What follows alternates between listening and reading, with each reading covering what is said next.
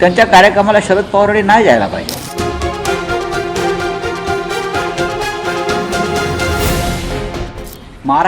महाराष्ट्रातल्या लोकांसमोर आम्ही कोणत्या तोंडानं जाणार.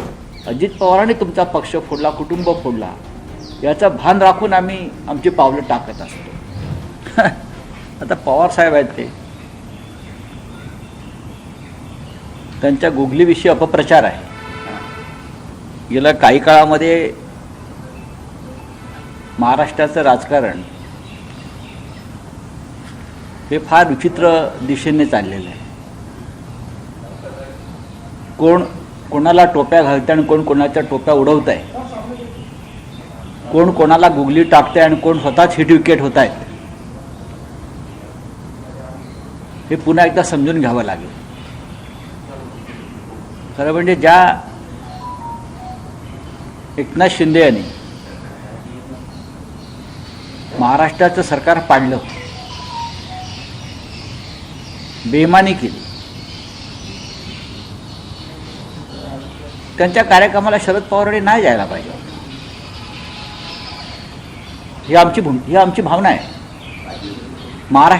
महाराष्ट्रातल्या लोकांसमोर आम्ही कोणत्या तोंडानं जाणार.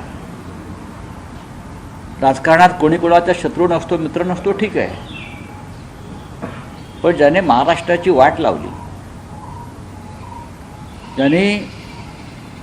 ज्यांना आम्ही महाराष्ट्राचे शत्रू समजतो, त्यांच्याबरोबर जे लोक खुलेआम बसलेले आहेत जाऊन, तर त्यांना अशा प्रकारचे सन्मान आपल्या हातून देणं हे महाराष्ट्राच्या अस्मितेला आणि स्वाभिमानाला धक्का लावणार आहे. ही आमची भावना आहे. कदाचित पवारसाहेबांची भावना वेगळी असेल, पण महाराष्ट्राच्या जनतेला काही पटलेलं नाही. अशा प्रकारचं राजकारण, आपण ज्येष्ठ नेते आहात, आम्ही आपला आदर करतो, पण ज्यांनी बाळासाहेब ठाकरेंची शिवसेना अमित शहाच्या सहकार्यानं तोडली आणि महाराष्ट्र कमजोर केला, अशांना आपण सन्मानित करता. त्याच्यामुळे मराठी माणसाच्या हृदयाला नक्कीच वेदना झाल्या असतील.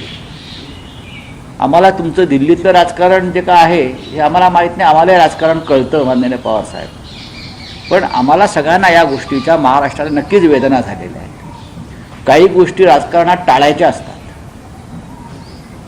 तुमचं आणि अजित पवारांचं गुप्तगू होत असेल, हा तुमचा व्यक्तिगत कौटुंबिक प्रश्न असेल, तरीही आम्ही अजित पवारांनी तुमचा पक्ष फोडला, कुटुंब फोडला, याचं भान राखून आम्ही आमची पावलं टाकत असतो.